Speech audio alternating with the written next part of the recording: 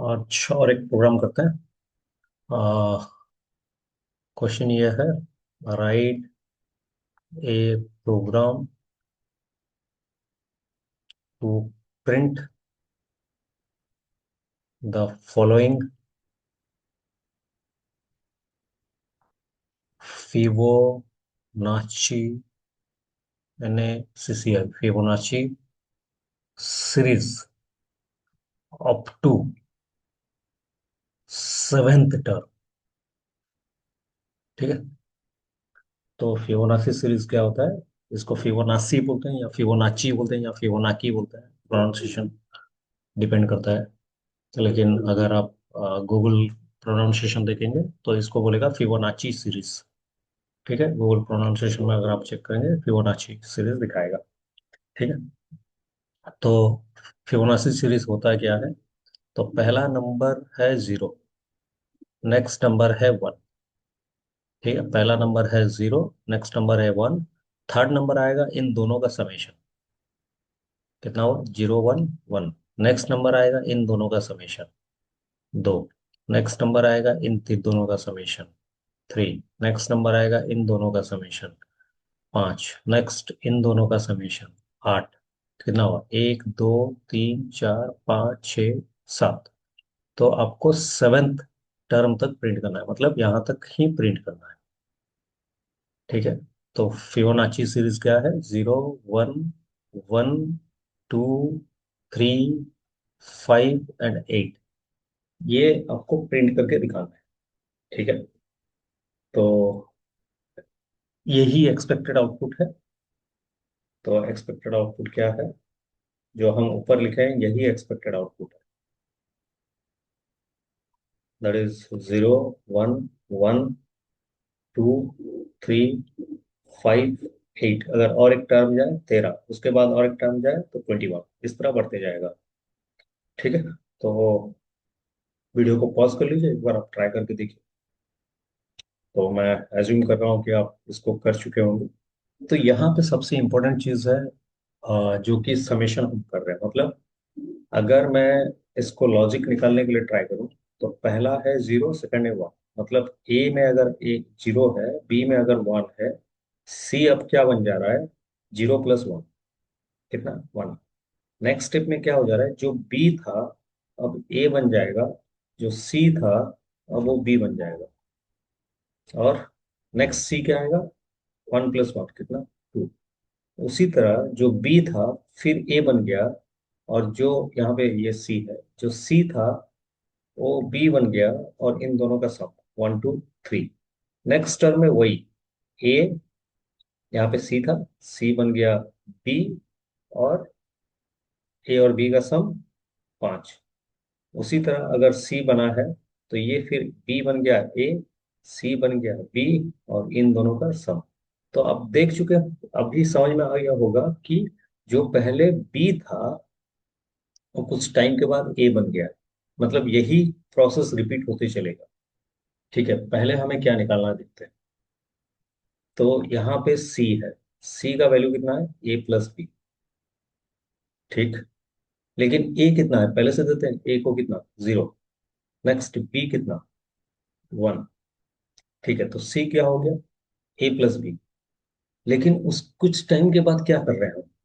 जो बी है वो ए बन जा रहा है, मतलब ए इक्वल टू बी। ठीक है। और बी क्या बन जा रहा है? जो सी था वो बी बन जा रहा है।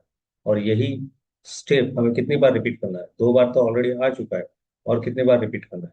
पांच बार। तो हमें मालूम है कितनी बार ये रिपीट करना है, पांच बार। तो हम एक लूप आराम से लगा सकते हैं। ठीक है। तो अब मैं इस प्रोग्राम को लिख रहा हूँ। ट्राई करते हैं प्रोग्राम लिखने के बाद इसका मेमोरी आउटपुट करने की।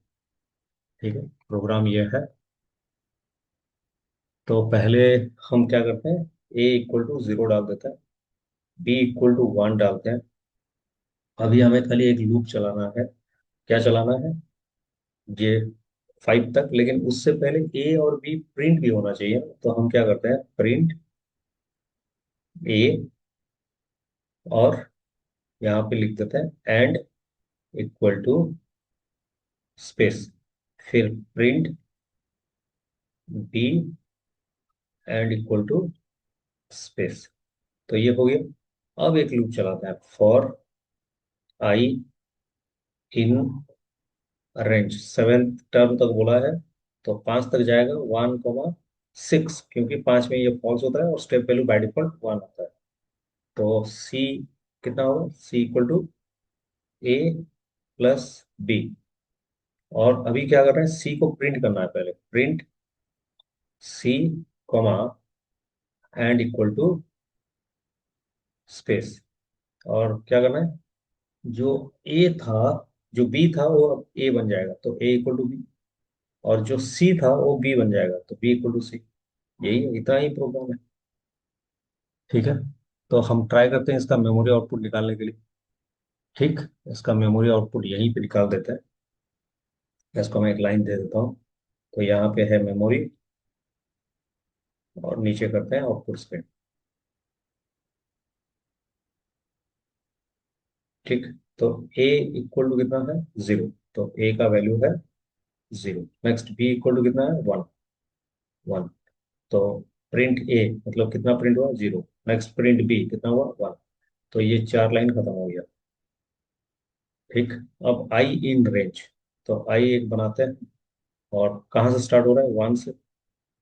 1 से अगर स्टार्ट हो रहा है, तो नेक्स्ट स्टेप क्या है, रेंज के अंदर है कि नहीं, वहाँ बिल्कुल है, 6 के अंदर। तो c equal to a plus b. C में कितना है, ए में कितना है, 0। 0 प्लस 1 कितना है, 1। तो प्रिंट सी, 1 प्रिंट हो गया। बढ़िया। ए इक्वल टू बी, बी में जो वैल्यू है वो को दे दो। तो ये हो गया 1। जो सी में है वो बी को दे दो, ये बन गया 1। अब क्या है, आई का वैल्यू इंक्रीज होगा कितना, 2।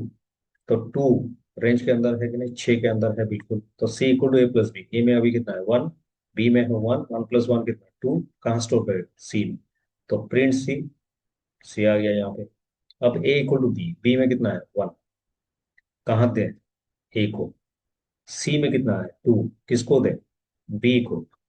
तो ऊपर गया, आई कितना होगा, 3। नीचे आया, क्योंकि रेंज के अंदर है, c equal to a plus b. A में है 1, बी में है 2। 1 प्लस 2 हो गया 3, सी में स्टोर करना है। तो यहाँ पे प्रिंट सी, 3 प्रिंट हो गया। Next a equal to b, b में कितना है, 2। तो ए का वैल्यू हो गया 2। सी में कितना है, 3। किस में ट्रांसफर करें, बी में। नेक्स्ट ऊपर गया, आई का इंक्रीज हो गया, 4। तो c equal to a plus b. A में कितना है, 2।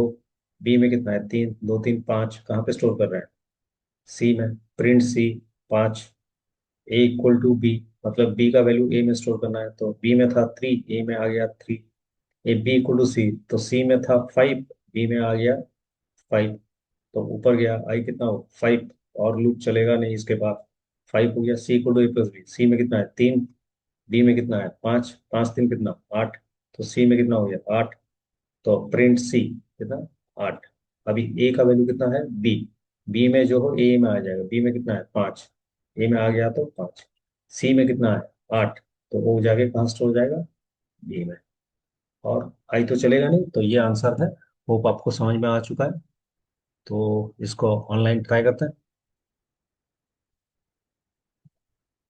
तो ऑनलाइन पाइथन कंपाइलर,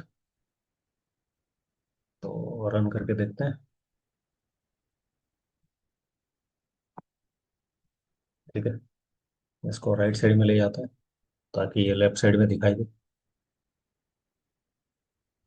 ठीक, a equal to 0, b equal to 1, print a comma end equal to space,